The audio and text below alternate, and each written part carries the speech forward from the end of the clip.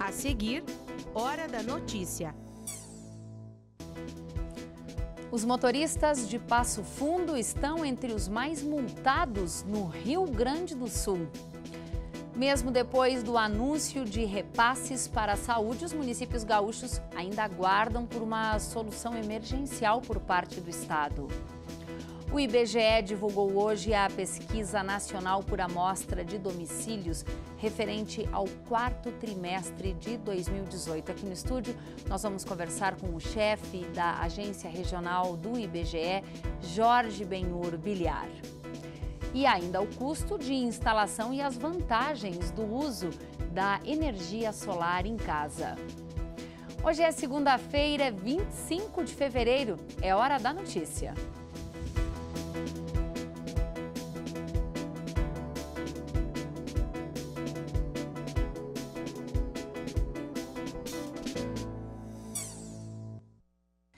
Passo Fundo é líder no ranking de multas de trânsito no interior do estado. A principal razão? Excesso de velocidade dentro do perímetro urbano. O Jean Marmentini tem outras informações. Pelo segundo ano consecutivo, Passo Fundo fica só atrás de Porto Alegre no índice de multas. Para você ter uma ideia, a cidade está à frente de Pelotas e Caxias do Sul, municípios que têm uma frota de veículos muito maior que aqui de Passo Fundo. Para a gente entender a razão disso tudo, a gente está aqui na Secretaria de Segurança Pública para falar com o secretário João Darcy Gonçalves da Rosa. Secretário, tudo bom? Bom dia, tudo bem. A razão disso? A razão é uma estrutura que nós temos no município, né, onde nós temos equipamentos eletrônicos, em que há essa possibilidade da multa eletrônica, além da nossa efetiva guarda, os agentes de trânsito, né, que trabalham todo dia e também executam a fiscalização. O nosso objetivo maior é diminuir a questão da acidentalidade, né? Você falou no início de que Caxias tem um número maior de veículos e Pelotas também. Mas vamos analisar os acidentes que ocorrem em Caxias e os acidentes que ocorrem em Pelotas, né? Nós temos uma média, hoje o nosso município tem conseguido diminuir o número de acidentes, com mortes, acidentes, aqueles que deixam pessoas sequeladas, que é o acidente com lesões, e principalmente o atropelamento, que nós tivemos um ano em que tivemos aí quase 180 pessoas atropeladas no ano. E nós conseguimos baixar esse número abaixo de 100, esse ano já foi na casa dos 70. E o atropelamento, você sabe que é aquele acidente que acaba matando as vítimas, né? E qual é a vítima? A vítima normalmente é o idoso ou a criança. E esse equipamento eletrônico, você é testemunha disso, nós diminuímos consideravelmente o acidente, principalmente à noite. Por quê? Porque à noite o semáforo ele fica em alerta piscante, ele é desligado, o sinal verde, mas ele continua ainda funcionando a questão da velocidade. E o que acaba causando o acidente é a velocidade. Então, secretário, nas principais multas que o município fez é em razão de alta velocidade. Alta velocidade, é o índice maior, e esse índice também é no estado, né, alta velocidade. O objetivo nosso é baixar essa velocidade. Além desses equipamentos eletrônicos, nós temos redutores normais de velocidade, que é a lombada física, a faixa elevada, né? E lógico, nós temos investido muito na sinalização. Todos esses pontos que nós temos, ele é sinalizado. A maioria das multas é aquela multa assim, ó, é permitido até 50, né? Tem uma tolerância de mais 7 km e a pessoa passa 59, 60, 61. Então não é uma velocidade excessiva. Agora nós temos veículos, condutores, que eles são contumazes na notificação. Tem mais de 3, 4 mil reais aí de multas, e quando pega o veículo, normalmente são veículos que têm um valor pequeno, e aí eles entregam o veículo, não resgatam mais. Que situação. E outra coisa, a cidade recebe muita gente de fora. As multas são mais de pessoas de fora, de Passo Fundo, ou aqui do município? Não, é normal, né, que seja mais com placas do município, porque a nossa frota ela já passa de 130 mil veículos. E, lógico, também tem um índice grande de pessoas de fora, porque essas pessoas vêm buscar aqui uma estrutura no nosso município. Está havendo uma diminuição.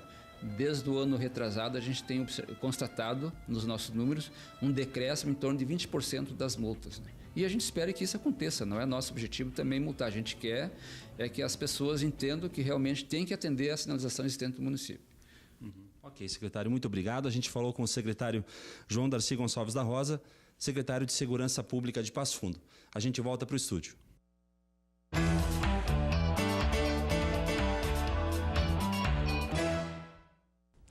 O atraso no pagamento de recursos da saúde para os municípios continua na pauta do dia e quem tem mais informações é a jornalista Zulmara Colucci. Zulmara. Seja bem-vinda, Thaís. Obrigada, de volta isso. das férias. Pois é, Thaís, eu sigo falando aqui dos recursos devidos pelo Estado aos municípios. Na semana passada, a Prefeitura de Passo Fundo ingressou na Justiça para obrigar o Estado a pagar os mais de 6 milhões devidos para a saúde do município.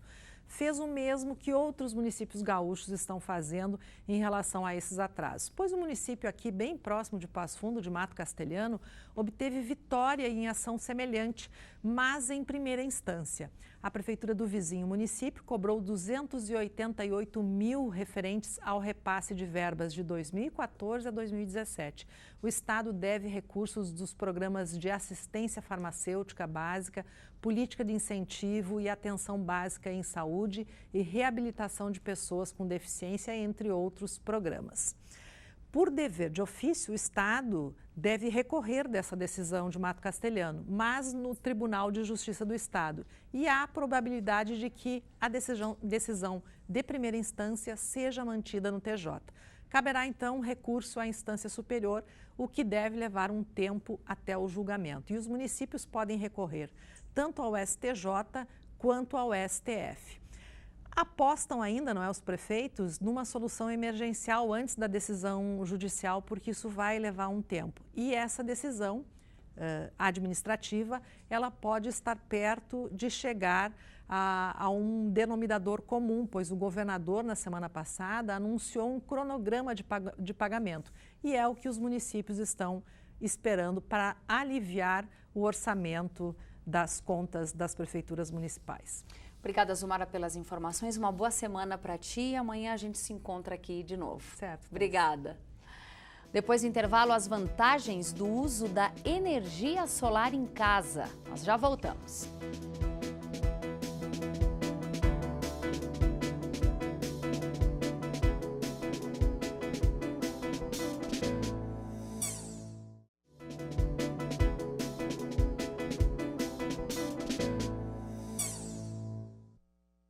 A taxa de desocupação no Brasil foi de 11,6%. Isso é 0,3 abaixo do trimestre anterior.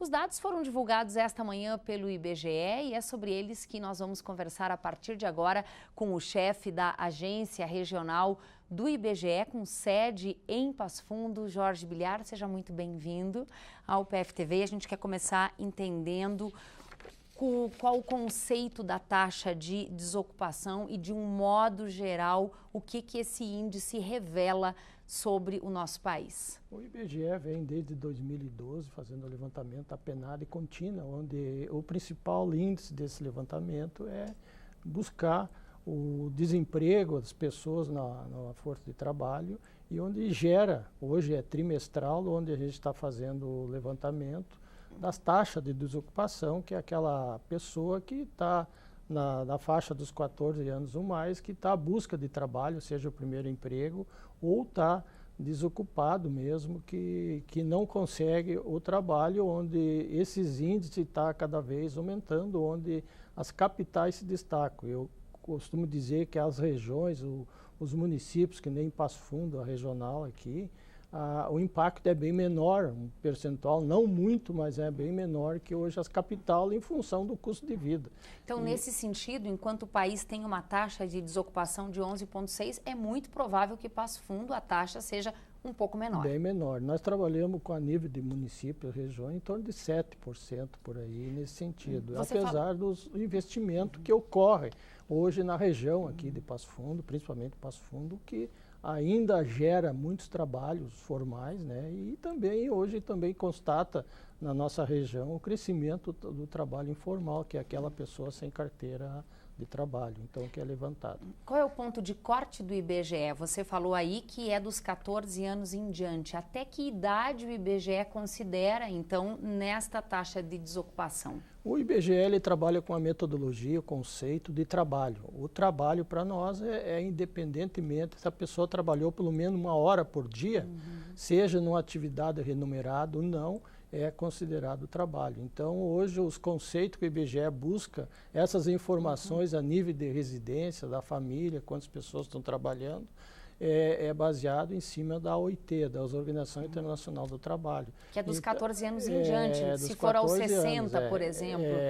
Se ela tiver numa atividade econômica, a gente vai pegar os dados independente da idade. Mas o que o IBGE busca sobre essas informações é aquela atividade que venha buscar o crescimento econômico, a renda das pessoas, onde ela permaneceu estável, a renda salarial acima de R$2.000. Então, isso possibilita hoje tu medir e formar os índices oficiais hoje das regiões, como a nível de Brasil e a nível de estado, e também algumas variáveis a nível de município, onde hoje ainda nós tenhamos efetivamente mais de 12 milhões de desempregados, que a instabilidade econômica no país, agora que está procurando normalizar os gestores, tanto a nível de Estado, a nível de Brasil, os ministérios estão se organizando hoje, que vai gerar a confiabilidade hoje do empreendedor investir mais e gerar mais emprego. Por hora, os números mostram que essa realidade ainda não mudou. Seguimos aí com cerca de 12 milhões de desempregados no Brasil. Agora tem um outro índice, Biliar, que é o índice da subutilização da força de trabalho. E nesse quesito, o Rio Grande do Sul aparece como o estado que mais fez isso no último trimestre. Sim. E a gente queria ouvir uma explicação tua a respeito disso. A força de trabalho é todas as atividades vinculadas no estabelecimento, na sociedade do trabalhador. E o que essa força ela se destaca hoje no Rio Grande do Sul é o trabalho da agricultura. No caso aqui a gente fala da subutilização, né? A subutilização, o agronegócio, como também a de serviço, onde Passo Fundo se destaca. Hoje é uma região que há convergência de pessoas vindo para cá, a busca de conhecimento, a busca de saúde e outras variáveis, área administrativa. E isso possibilita, Passo Fundo teve um impacto bem menor que outras regiões. Se destaca, por exemplo, o Nordeste, lá os índices são astronômicos. E aqui na nossa região ainda continua a estabilidade, ainda, apesar da questão financeira hoje dos estados e também da própria economia como um todo, a nacional. Bom, o IBGE, só para a gente concluir aqui, também pesquisa o índice daquele público desalentado, que é aquele que desistiu de procurar emprego. De que percentuais a gente está falando? Um percentual hoje no estado, nós trabalhamos em torno de 7%. No Rio Grande do Sul. No Rio Grande do Sul, daquela pessoa que não está mais buscando, às vezes por circunstância econômica, às vezes da família, às vezes a própria economia informal, ela está injetada hoje na busca da renda, por exemplo. Hoje as famílias elas estão tendo alternativa, criatividade para a questão da sobrevivência, apesar de não estar mais procurando, mas ela continua indiretamente a busca do trabalho, até aparecer uma oportunidade que venha satisfazer aquela mão de obra que a pessoa é especializada. E aí a gente soma esse percentual de 7% aproximadamente no estado de desalentados com a taxa de desocupação. Desocupação. E aí a gente chega a um percentual alto. Percentual, E depois várias variáveis, esse levantamento IBGE da penada contínua tem outras variáveis que é de super importante hoje para os índices, para a economia como um todo, para a distribuição de renda hoje das famílias. Tá certo, muito obrigada. Uma boa semana de trabalho IBGE em Passo Fundo e uma casa nova, né? É uma casa nova, até nós queríamos salientar. Hoje nós temos uma regional bem instalada e com todos os recursos. E nós estamos preparando para a grande missão, um grande desafio nosso, o Censo Demográfico 2020. Fica agora na rua Antônio Araújo. 1058, no 9º andar, no edifício Primax 2. Tá certo. Obrigada. Do lado da Justiça Federal. Bom trabalho, Biliar. Obrigada. Bom, e a semana começa com chuva, temperatura amena, depois de um final de semana de muito calor. Nós vamos ver então como fica a previsão para os próximos dias.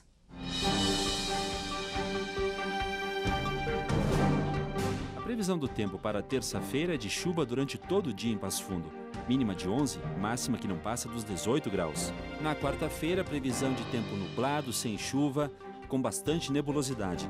A mínima fica na casa dos 7 graus e a máxima chega a 23.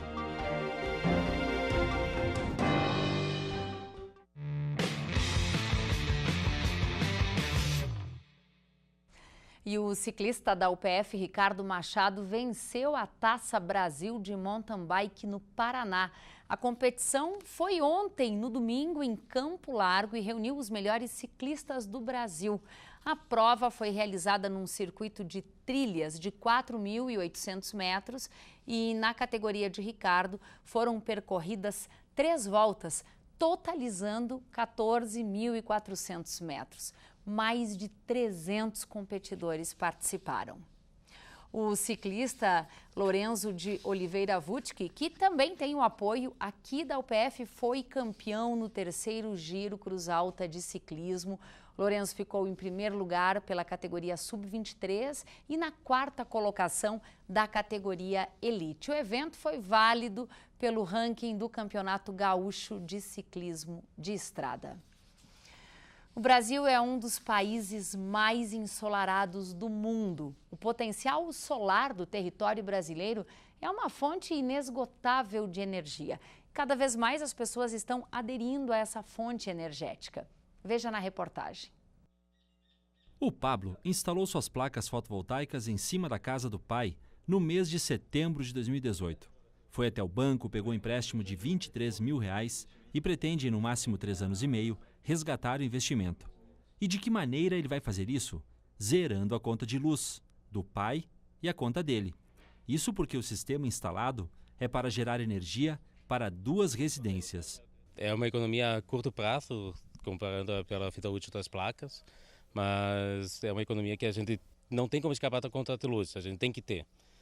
E com a geração solar, a gente acaba tendo essa economia, deixando de pagar para a empresa ter iluminação, para pagar para o financiamento, no caso.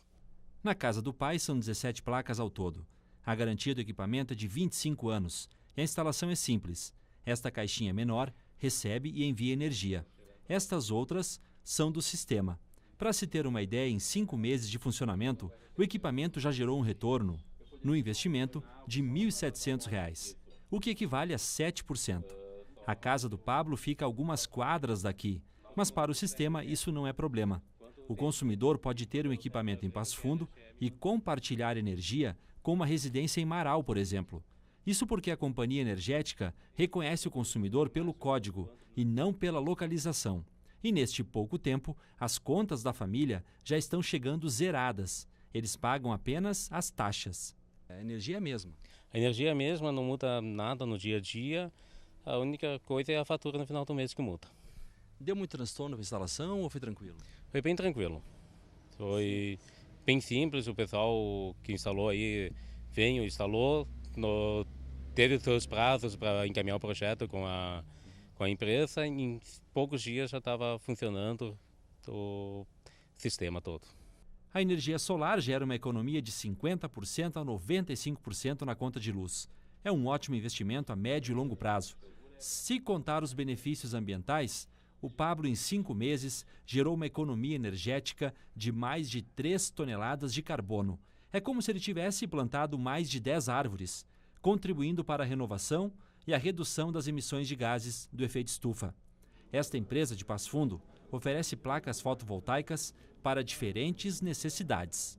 Depois de feita então a instalação, a concessionária de energia vai trocar o relógio medidor, colocando um relógio bidirecional, onde nesse relógio vai marcar o consumo e também quanto de energia injetada, a energia em excesso que foi injetada, e esse excesso então vai vir como crédito na conta de energia elétrica, né? Em média, as placas têm tamanho de 1 metro de largura por 2 de comprimento e são de capacidades diferentes. Foi a partir de um mestrado em infraestrutura e meio ambiente que o Ricardo teve a ideia de entrar nesse ramo. Basicamente, dá para reduzir a conta de energia elétrica, tanto residencial quanto comercial, empresarial, praticamente a taxa mínima da sua conta, que dependendo do tipo de ligação, no caso, quando for monofásico, a taxa mínima seria de 30 kWh mês, bifásica 50 kWh mês e a trifásica 100 kWh mês. Uma família de 4 pessoas com um custo mensal na conta de luz de R$ 250 vai necessitar de cerca de 8 placas de 330 WP, um investimento de R$18 mil. A maioria dos painéis que a gente trabalha, que a gente fornece, tem uma certificação internacional, onde são feitos testes com granizo de até 7,5 centímetros, que são lançados contra a placa a uma velocidade de 140 km por hora, e ele, para ser certificado, ele tem que passar nesse teste que é feito. O sol é mais que fonte de calor e luz, é energia e está aí, à disposição de quem puder usufruir. Essas foram as informações de hoje. Lembrando que esse programa reapresenta sempre à noite em 2 horários, às 7h30 e às 10h30. A gente volta amanhã ao vivo, ao 12h30. Uma ótima semana para você.